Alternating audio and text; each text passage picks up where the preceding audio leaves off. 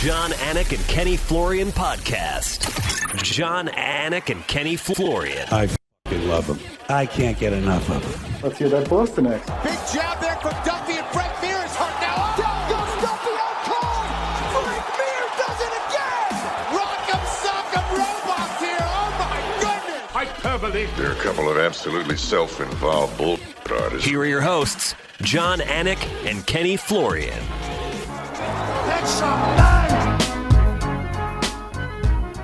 That show open implies that we are self-involved. Kenny Florian's a lot of things. Don't know that he's self-involved. It is the Anik Florian podcast, though. That is the name of the show. It's episode 414. Presented by DraftKings. Great to have you with us on the DraftKings network and on the DraftKings YouTube channel, Anik Florian podcast YouTube channel, and wherever you ingest your podcast on the audio side. With us for the program today, as usual, as we get ready for a monster pay-per-view, is Big Gun Brian Petrie on social media. You can find him at Brian Petrie MMA. Still a little bit sun splash stemming from the vacation. Now, where are you right now? You're in are you home? You're home. Yeah, I'm in Cincinnati. I had a local pool. You know, we got the swim club. Apparently, a lot of people don't know what a swim club is. It's like a Cincinnati thing. So, it's not a country club. It's a swim club. So it's a private swimming hole, basically, is what it is. I grew up at one. I used to grow up one on the street. Now my kids are going, so we've been going that. But I'll be in Wilmington, North Carolina, right next to Kenny, about 3.5 hours away from Ken-Flo, all next week. So I'm excited about that. That's my vacation spot. I go down there and visit my grandma, and it's awesome. Got a little condo on the beach. Nice, man. Swim club. So country clubs take all your money. Do swim clubs take all your money or no? No, it's not too bad. I mean, for a family of four, they're only open 3 months of the year. So, I mean, maybe it might be a little pricey, but no, it's fine. Yeah, it's good. All right, so a lot of things to get into today. I do want to get your thoughts, Bri, on the main event last Saturday night between Kai Kara-France and Amir Albazi. I know at this point of the week you have had the chance to go back and watch that fight. Mm-hmm.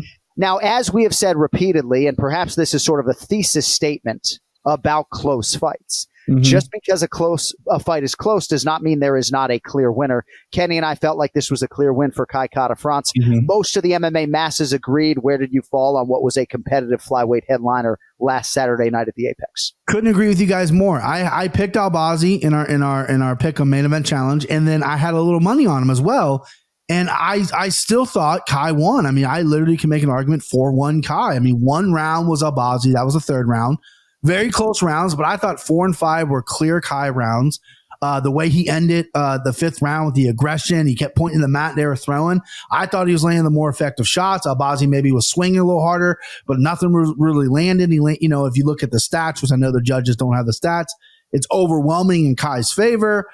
He stopped majority of those takedowns, and the takedowns he did, besides the third round, he got taken down, maybe got his back taken a little bit. He popped right back up, stayed composed, and I thought it was a clear victory for Kai. I thought he looked really sharp in there, and I thought Albazi, this is a really good test for Albazi too, going 5 rounds, because that fourth round was his worst round. I thought he's shaking his arms out. He's maybe taking the round off because he knows he's got a fifth. This is different. This is different kind of waters. I know Kai has never been 5 rounds in the UFC. He has been scheduled, but has never been. He looked like the guy that was prepared to go 10 rounds. But yeah, I thought the judges missed on that one for sure. I had Kai 4-1, 3-2 at the worst. Kenny, Daniel Cormier and others have talked about the difficulty of that fourth round and getting to a fifth round. And we have seen DC at times maybe not be as active in round 4 when Stipe rallied in their second meeting. It was a forgettable round 4 for DC. And I guess I can say it because I'm wearing a shirt today, but Amir Albazi, now that Brian brings it up, I kind of felt like, he was taking that fourth round off and Chris Lee gave him the goddamn round. I know that's what's so crazy about it. And that's true. As a fighter, what you don't want to do is have no gas left. So you'll manage your time, you'll manage your pacing, you'll manage your energy in a certain round. Go, I want to make sure I got enough for round 5. But here's the crazy thing. He lost round 4 and he lost round 5, in my opinion. I thought those were pretty clear. Obviously, he had a clear win in round 3. But yeah, I mean, Brian, that's exactly how I saw it. And I think Brian makes a particularly more powerful argument in some ways, the fact that he picked Albazi and he still thought KKF won there. So I don't know, man. Crazy. Cody, I do think over the course of the year, we should keep track of fights like this fights in which these guys are split that maybe go to the wrongful winner. I'm not necessarily saying that about Amir Albazi, but that's a $320 swing for Ken-Flo. And it to the negative, right? Because he had a 2-unit play on Kai Kara-France. So it's going to be interesting when we look at the end of the year, fights like that. I would love to have a tally of those close ones. And the Nurmagomedov one was pretty close too. I don't know. So anyways, I don't have a big problem with that one, but this main event crushed me. Yeah, that was a close fight too. Only reason I don't bring that one up is because you both were on Abubakar Nurmagomedov, whereas in this instance, was on Amir Albazi, and as such, a pretty big swing for Ken-Flo. So I just want to share with you guys and the audience very quickly. So Roger Kroll is a good friend of mine, formerly with American Top Team. Now he runs the MMA Science Academy, which is about 5 minutes away from the Lioness studio. I was at Fortis MMA in Dallas a couple of months ago, and I'm not sure I've ever had more fun than I did that night just watching pro practice. So I wanted to try to do it more. So I was able to go see Ronnie the Heat Lawrence and that team do their thing. And it's just cool for me to meet some of these fighters that are on the come up trying to get to the UFC. And then I was able to go 5 minutes away to the Lioness studio and see this unbelievable space that Amanda Nunes has. It's exceptional. And so clean, which of course maybe is neither here nor there. But if they wanted to put like a television or podcast studio, they got room for that. They got a sauna in there. It's absolutely beautiful. Ariane Lipsky was there. But I just wanted to sort of share this with the audience. And if you guys have any thoughts, so be it. I think there's a saying, and perhaps it used to be considered sexist when they would say behind or alongside every great man or woman is a great man or woman, right? And when I think Amanda Nunes, alongside every great woman is a great woman. And this legacy does not materialize in this way without Nina. And Amanda is so willing to give Nina credit for everything she's done foundationally to set them up for success in terms of managing their money and everything else. But just in terms of like getting this space, it's like Nina's family owns the goddamn building. Nina handles all the. She is an absolute genius. She is pregnant with their second child. Wow. It's Amanda has his eggs this time around, which I think is pretty interesting. Heaven forbid bring that to the UFC audience this weekend. I don't want to get in trouble, but this kid's going to look more like Amanda Nunes, whereas the last one looked like Nina. But I don't know, BP. I'll send it to you on this. These two together, they are so forged and so driven and have the most powerful yin and yang I've ever seen that as a force, the two of them going into, I think, their 11th straight championship fight, it's a pretty impressive sight to behold. Yeah, I mean, after talking about the ugliness with Tim Elliott last week, it's really nice to talk about something so beautiful like this. Partnership, I'm happily married with my wife. We've been together over 10 years. Her birthday was Friday, and I couldn't do anything without her, and I can't even imagine a career like Amanda has. And Nina, who was a really good professional fighter as well, decided, you know what, I'm going to take a back seat. I'm going to be unselfish.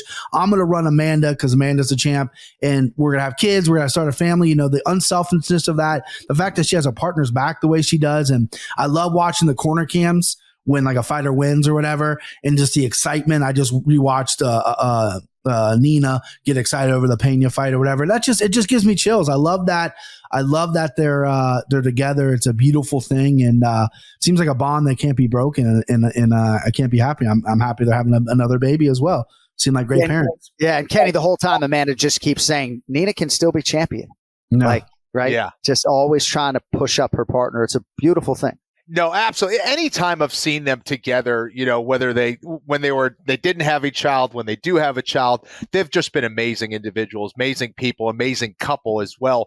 And to get that right, I think is super important and not an easy thing when you have one that's, fighting full time and other every once in a while, whatever. Managing all of those things is no easy task. And knowing that you have someone at home who can take care of business, I'm super lucky that my wife basically runs the household, takes care of everything when I'm gone. Not an easy thing to manage. And, the fact that they are doing it and doing it so well is great news. And congratulations to them having their second child. That's pretty exciting, man. Mm-hmm. Amanda didn't speak a lick of English when they met. She was living, I think, at MMA Masters in Miami, and Nina sort of opened up her mind and her world in the United States and, said, you can go to the beach, you can come stay with me. They were friends for a while, and it's just a really impressive thing. And just to see them credit each other, it was really cool for me to be in their space, and thanks to Roger Kroll. And just seeing all these other guys at the MMA Science Academy, like Ronnie Lawrence, right, splitting time between Florida and trying to get back to Tennessee, and with his kids and everything else, just fucking grinding these kids, man. You know, just so much respect for all the fighters out there at whatever stage of your career, just continuing on that grind. All right, quickly before we get into the predictions. Irene Aldana, Kenny, December 21st, 2013. Belém, Brazil. She fought Larissa Pacheco for the vacant Jungle Fight Bantamweight title. We brought this up a lot on the Anik Florian podcast, right? So it was the fourth pro fight for Irene Aldana 10 years ago. And I think it just speaks to Aldana's progressive readiness, right, for this opportunity she has this weekend. We're talking 10 years ago. Green as can be, she flies to Belém to fight Larissa Pacheco. Really has nothing resembling MMA miles at that point in time. Then eventually works her way to the UFC. She starts 0-2 in the UFC. At that point in time, she's 7-4 as a pro.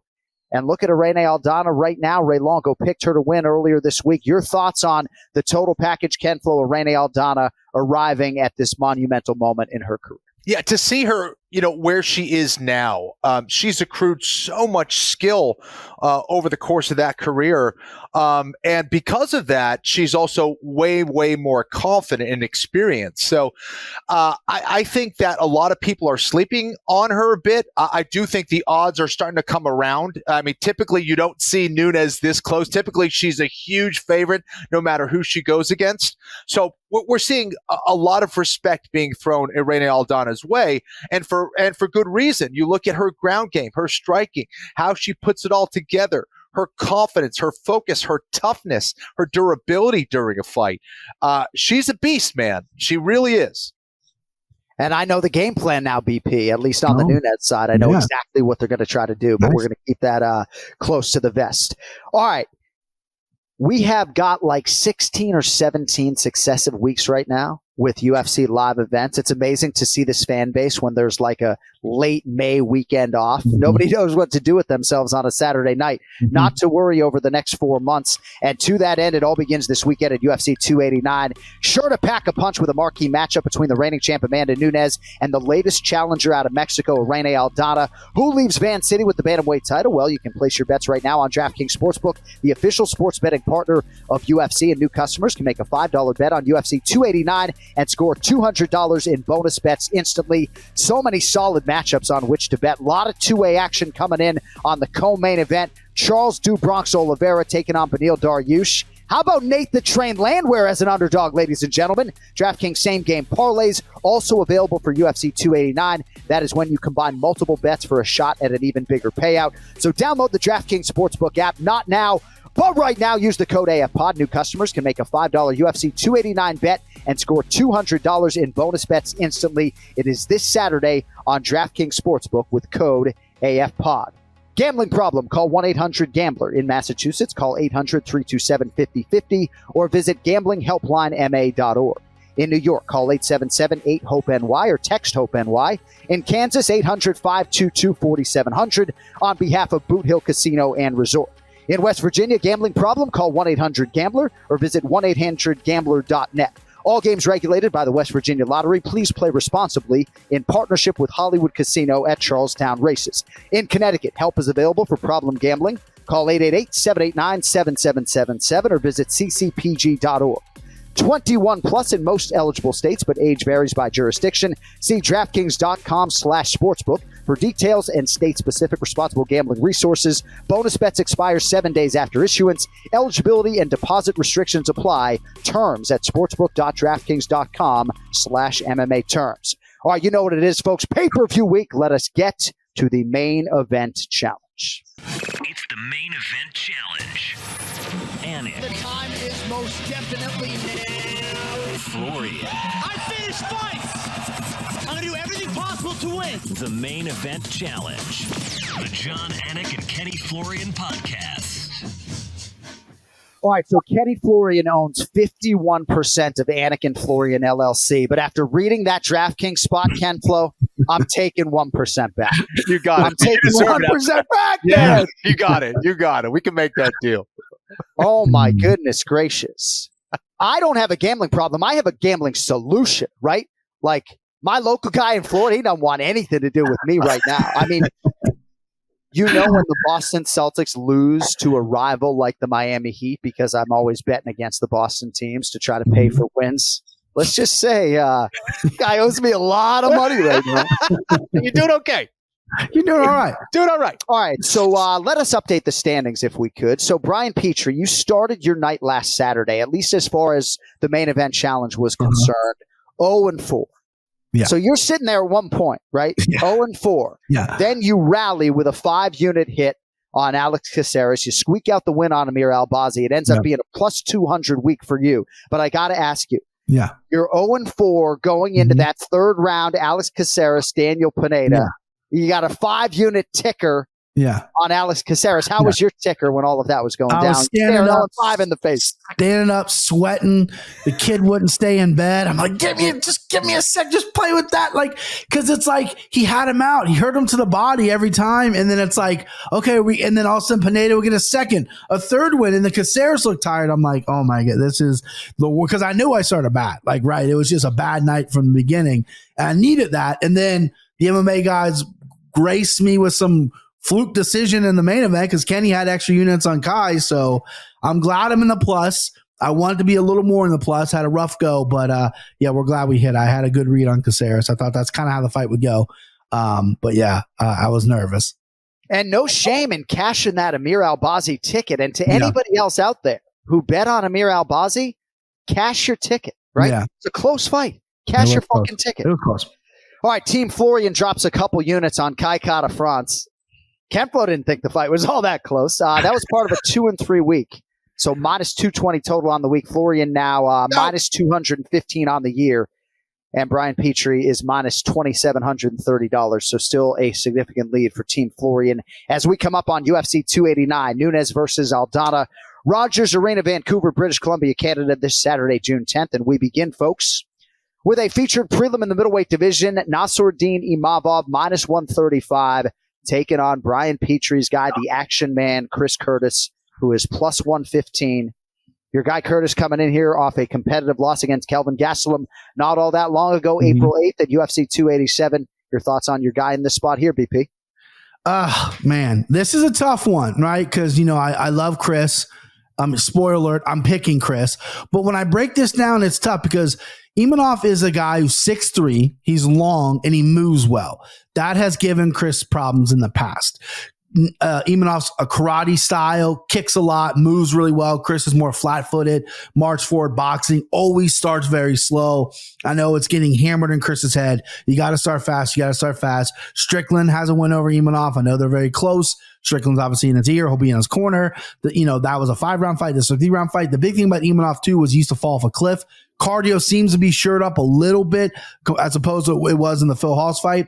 I just think Chris needs to do Chris. Touch the body, slow him down that way, bring it up to the head. I think Imanov's power is nothing to write home about. I mean, he landed 132 significant strikes on Sean Strickland. Didn't really cripple him. I think Chris has a really good chin. His head's bigger than my house. He can take a shot. And I think, I talked to him after the Gastelum fight. He's very emotional after that fight. The headbutt was significant in his mind. It was his biggest fight, his biggest name. He fell short. He was contemplating, I don't know, got the new UFC deal, jumped right back in. So I'm a little curious of where his head's at, how eager he is to do this. This is a guy he's supposed to fight multiple times, once in the UFC, once outside the UFC. This is a fight that he's been preparing for a while. I like Chris by decision. He's a dog money there. I'm not going to go extra units or anything. I get accused of, picking my buddy for extra units. I'm not going to do that because I am a little nervous about this fight. Imanov could use his footwork, and this could be a 3-round decision for him. But I think Chris is going to get it done. Quick turn for Chris Curtis. He's been on the roster less than 2 years. He's already fought 6 times in the octagon.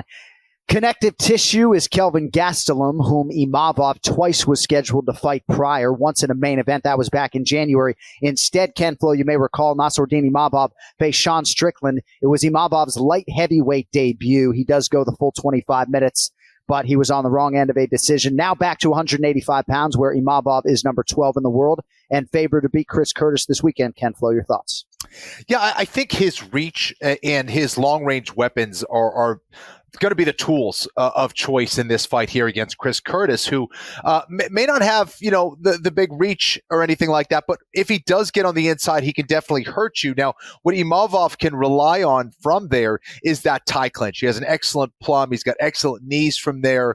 Wouldn't be surprised if maybe he'd try to mix things up a little bit, try to put Chris on his back. No easy task there. But I think his main objective is to use those long-range weapons and use knees if they get on the inside.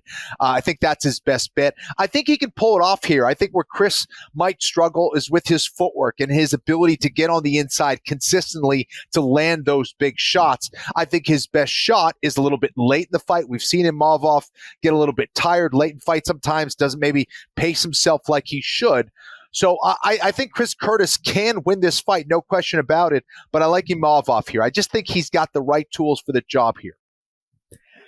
All right, next up we get to the pay-per-view main card opener, also in the middleweight division. Marc-Andre Barriault, minus 135. Eric, your boy Anders, is plus 115. All right, so 11th UFC appearance for Power Bar Barriault, training with my guys down here at the Institute of Human Performance. He has won 4 of 6 overall. 16th UFC start on the other side for Eric Anders. Looked great in a win over Kyle Dawkins last year. Mm-hmm. Now, Anders probably only has a few fights left in him. Bri, he has said he wants to be around when his kids are in high school, and that is right around the corner. But I expect him to perform well, close to fighting prime level in these final few fights. Wow. Your thoughts on Anders, slight underdog here against Marc-Andre Barriault to kick off the pay-per-view? Well, I kind of hope you're not right, John, because I've kind of written your boy Eric Anders off a little bit. He's had a long athletic career. I mean, this guy was the highest level of football, not only in high school but college as well, playing with Alabama. Now he's an MMA fighter. He's been doing this for a while. And besides the Dawkins fight, the fights before that, I just don't feel like he's got it. There's no like go get him. I know he's switching camps. He went from Alabama to, I believe, Arizona for a little bit. Don't know if he's still there or not, but I just feel like there's nothing there. The speed is really slowed down. The one punch power is not really there. He likes to clinch. There's no true game plan in there, in my opinion. He goes in there. He doesn't want to get tired. So this is what I'm going to rely on. Barriault, on the other hand, I think he's made so many improvements coming to Florida. He had a fluke. He got knocked out by Chitty. He's usually, rock solid. Chitty bang bang can knock anybody out. And then he ran into Fluffy Hernandez. Besides that, he's looked lights out. He's looked really good. Good striker, tough, has a good guillotine, can work off his back if he needs to. I think Anders' takedowns are severely overrated. I think he's going to try for him. I don't think he's going to get many of them. But in the exchanges, I think he's going to have a problem with Barriault. I think Barriault's the better striker here. I think that's so much I'm going to go ahead and go that's 3 extra units on Barriault. I like him in this spot here. Low number. I don't like playing super chalk numbers with extra units, so give me Barriault.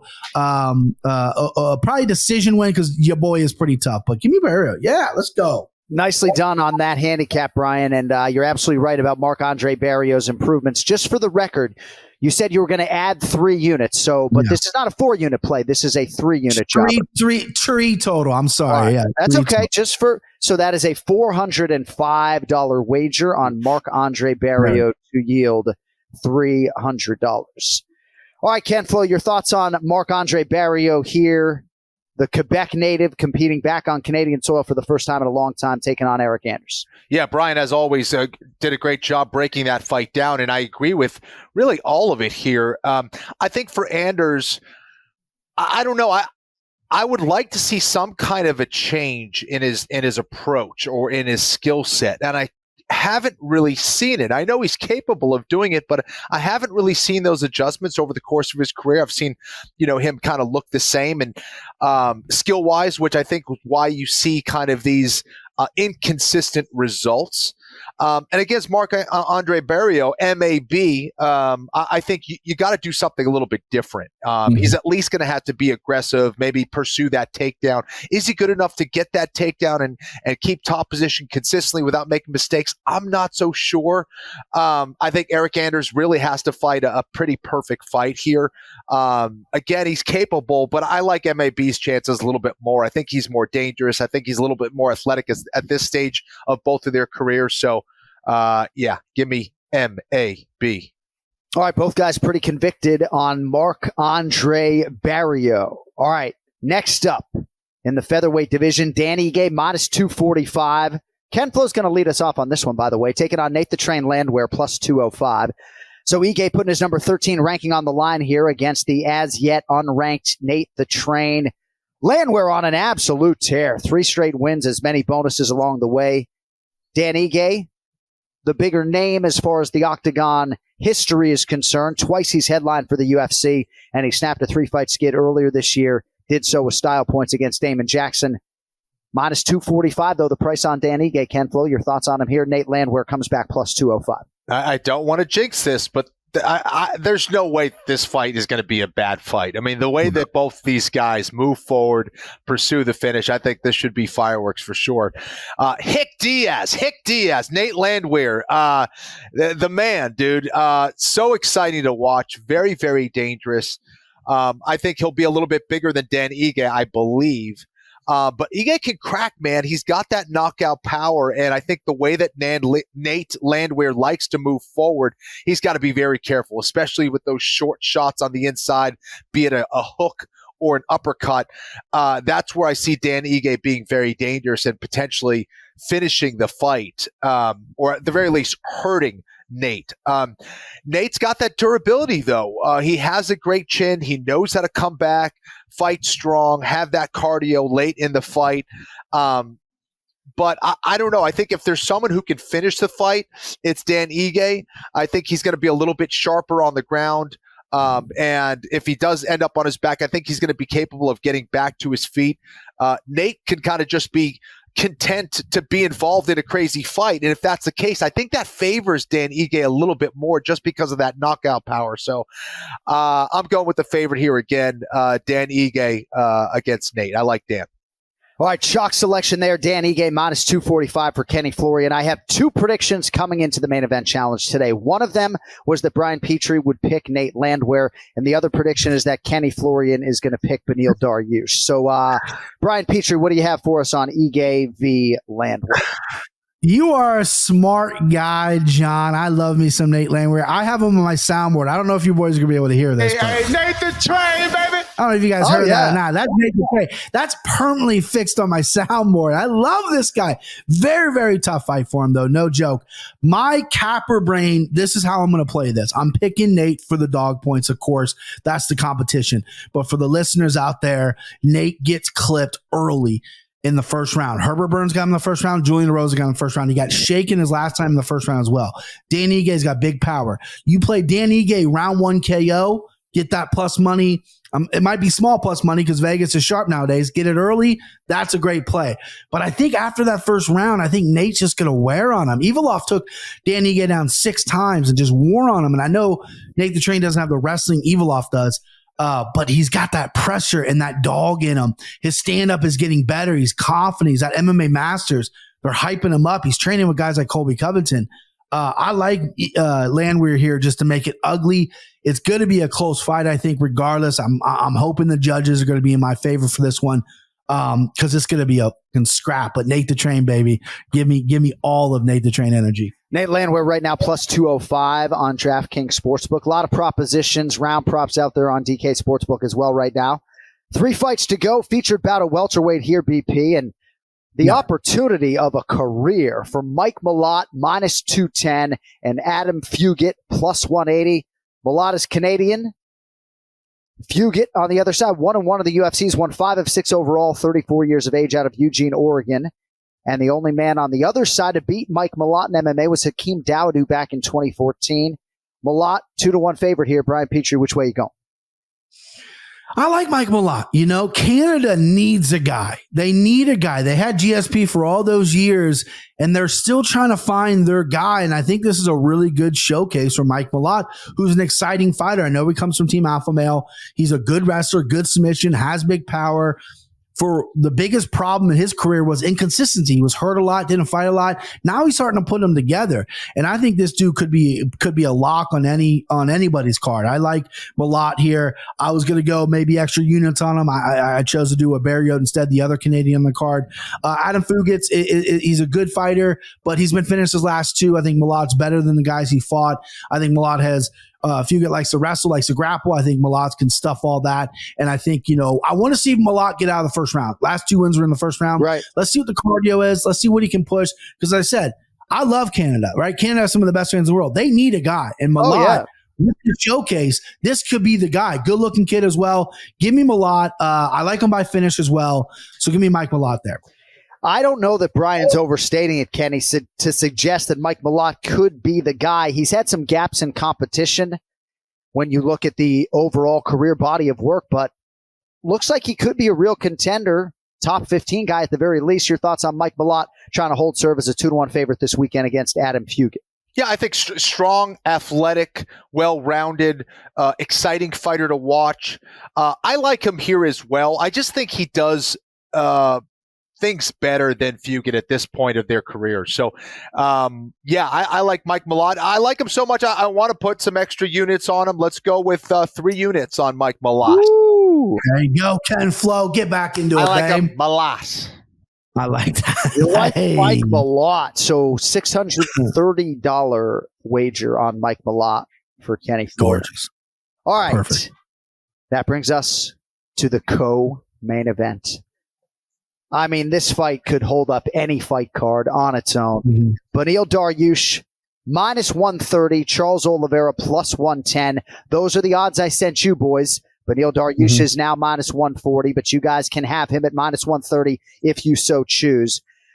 Kenny, we're going to lead with you here. So do you guys remember when Alexander Hernandez knocked out Beneil Dariush in 42 seconds in what was his UFC debut? So that's the last time Benny Dariush lost a fight. It was 2018, 8 straight wins since. And the last one against Mateusz Gamrot at UFC 280 made him impossible to deny the big fight. It comes here against Charles Oliveira, Ken-Flo. Your thoughts on Dariush, slight favorite right now to beat the former champ. Yeah, I think rightfully so. I've talked about this before. I think Charles Oliveira has some of the most dangerous offense in the game at 155 pounds. I think that offensively he could be a big problem. He tends to hurt guys on the feet, finish them on the ground. I think he's facing a guy in Dariush, though, that knows a lot of those tricks on the ground. Dariush is an excellent Brazilian Jiu-Jitsu black belt. I think defensively, he's going to be way more sound than Oliveira on the ground. There have been times where Dariush has gotten reckless. I do not think he can do that here against Charles Oliveira. He's just too good offensively, too sharp. Oliveira, I imagine, is going to be coming back very strong. And be looking for an impressive win here as he gets back or wants to get back to his winning ways. I do think, though, this, like, stylistically, this is a really tough matchup. Going against another high-level Brazilian Jiu-Jitsu black belt, I think Dariush is not going to succumb to some of the things you've seen other guys succumb to on the ground. I don't think he's going to get out-positioned very much. If he does, Dariush defensively knows how to get things back on track really quickly. I don't see him giving away a silly submission to Oliveira. I think Oliveira's best shot is probably on the feet, but he has to be very calculated here. Dariush, extremely dangerous with his hands. He's very good at timing kicks and making you pay.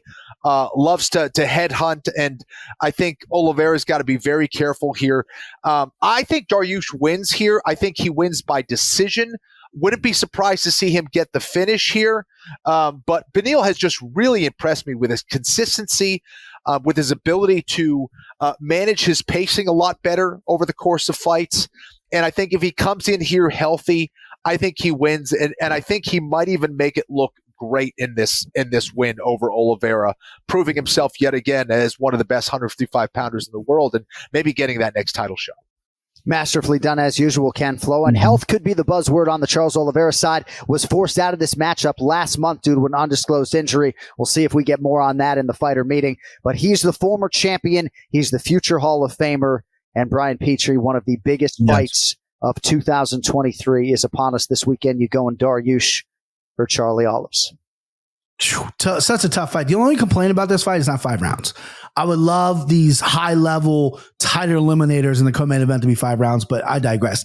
I have faded both these guys in their careers. I'm stupid enough to never really see, like, I was on Gamrot over Benny. I was, I've never really been on the Dariush side. He looked so good against Gamrot. He took a little time off, came back, looked to me in incredible shape. I know Gamrot landed technically a couple takedowns, but his take on the fence and what he did on the ground made me want to watch Benny Dariush versus Islam, because that's what Islam's so good at. That the grappling exchanges between those two would be amazing, because Benny Dariush is a very strong, thick, physical guy.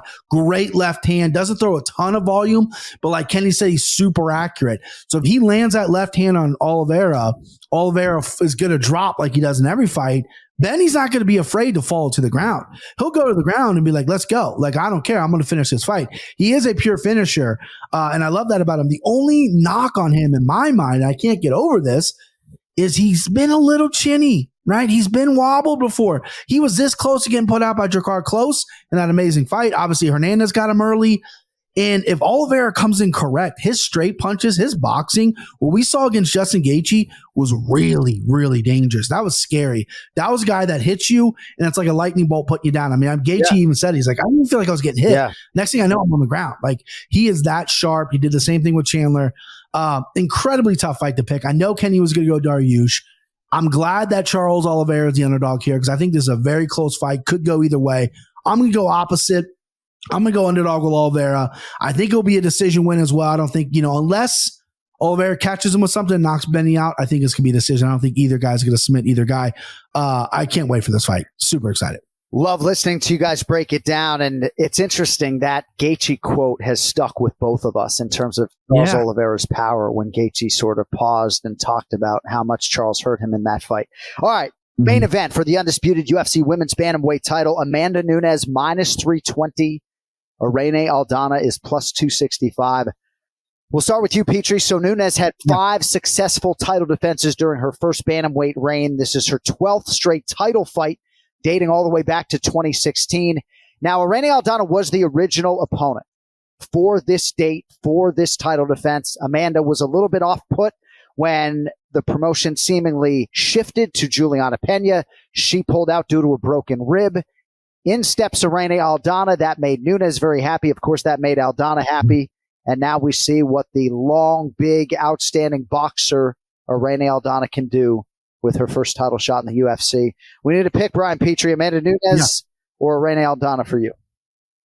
I like this fight better. No disrespect to Juliana Pena. That fight's gonna happen. But if we're gonna get a replacement, this was what 5 weeks out from when we got the switch.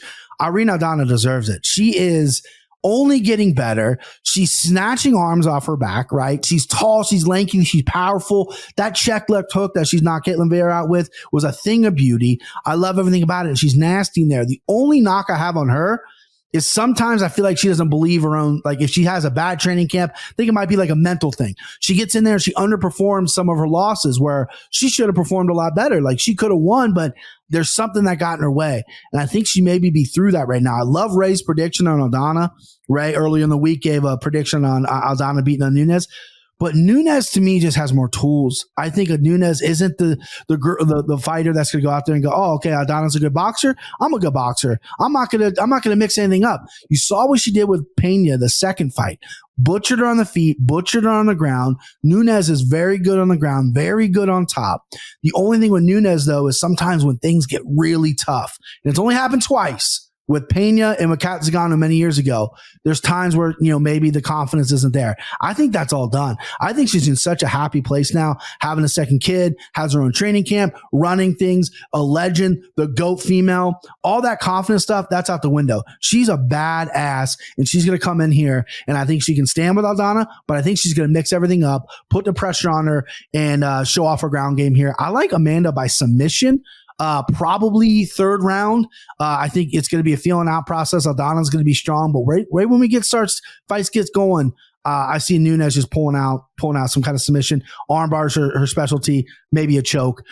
Give me Amanda Nunes to retain here. And Amanda Nunes, such a strategist too, right? Has such an appetite for watching film and strategizing and sticking to a game plan as she did, of course, masterfully back in the day against Felicia Spencer. I think the title fight's happening at the right time for Irene Aldana. Her confidence is through the roof. I think her career, as I have said, is methodically built to this point in time. Ken-Flo, Aldana plus 265. Amanda Nunes minus 320. Which way are you going on the main event? I think you're muted. Sorry about that. I agree with a lot of what Brian said. I thought it was an excellent breakdown. I think that for Amanda, if I'm looking at both these fighters, right, one of the big criteria is like who has what weapons and what are they going to do in that fight? And I think Nunes just does have the better weapons. Now, we have seen her at times where maybe she didn't have the best camp, either due to injury or motivation or what have you. If she does not have a great camp, if she is not in shape, if she is not completely focused on this fight, Aldana can win. No question about it. Even if she does, I think Aldana is dangerous enough with that left hook and certain things that she does. She fights for positions really, really well. She could give Nunes a tough time, but I think Nunes just has way too many skills, way too much experience at this stage of the game. So I don't see that upset happening unless I see something where she's walking in with some kind of a limp or something. But I think Aldana is a great fighter. I don't think her time is right now against someone like Amanda Nunes, though. So give me Nunes. Nice. Both guys like Amanda Nunes minus 320. Ketlin Vieira was another fighter who was in contention. You may recall she lost a split to Raquel Pennington her last time out. As such, Pennington will be the backup this weekend at UFC 289. All right, before we let you get out of here, Brian Petrie, is there anything else at UFC 289 that you would like to wet your beak on? I lost last week to Lacerda. He gassed in about 40 seconds. Egg on my face. I could go Orlichi Long here, the Mongolian murder, just because that guy scares me. But Cody predicted in the chat because Cody's a sharp guy. He knows me well. I like Blake Builder here. I think Blake Builder over Kyle Nelson is the way to go. It's a little high for me to give that pick out at a minus 200. And everyone was like, oh, Brian's giving out 2-1s. But I like him. I like him by finish as well. I think he can get a submission. He can get a knockout. Give me Blake. Give me Blake Builder here. I like. You're just looking for winners, whether it's minus 200 or otherwise. You know, that's what you're really looking for, baby. All right, for more from Brian Petrie. He's at Brian Petrie MMA. My man, appreciate the time. We will talk to you next Monday. The hits keep on coming. You boys are the best. I'll see you next week. All right, hope everybody enjoys UFC 289 this weekend. We will be back next Monday, June 12th, to recap all of it with you. Thank you all for watching on the DraftKings Network. Don't forget the show can also be accessed on the DraftKings YouTube channel. Clips as well on the Anik and Florian Podcast YouTube channel, where you can also watch Bilal Muhammad's podcast, Remember the Show, alongside my identical twin brother, Jason Anik. Also, don't forget One More Sleep, Vancouver Designs at millions.co. And if you want more on Kenny Florian and everything that he brings to the table, which there's a lot, check out KennyFlorianMartialArts.com. You can follow the show at AnikFlorianPod. Thanks to our executive producer, Cody Merrill and Brian Petrie, and thanks to every last one of you for watching and supporting. I cannot wait to get back to the Great White North and to hug and shake hands with so many of the greatest fans in all of combat sports. With that, for Ken-Flo, I'm John Anik. We will talk to you next Monday. Until then, you'll later.